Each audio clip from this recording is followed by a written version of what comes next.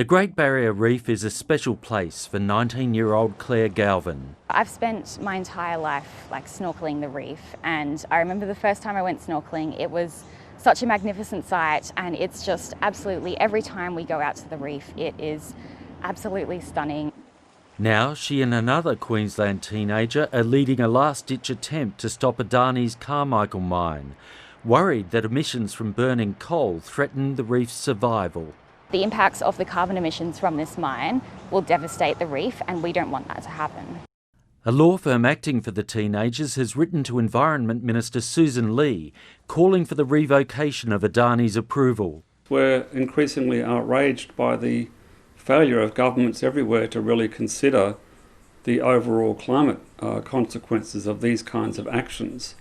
Climate scientist Bill Hare has provided evidence that burning all the coal at Adani's site would alone use up 3.3% of the world's remaining carbon budget.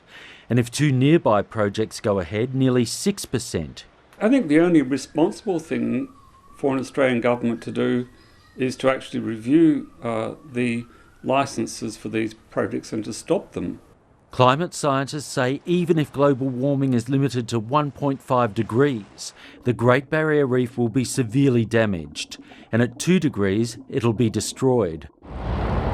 The mine was approved on the basis it wasn't clear it would add to carbon emissions because the coal might simply replace other supplies, but that's under challenge. The market substitution assumption that a large new coal mine will have no implications for emissions is highly implausible.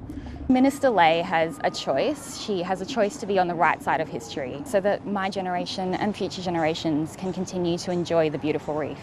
The Minister says she'll consider the correspondence, but it has to be said it's a long shot. Adani argues its project has had one of the most rigorous assessments in Australian history.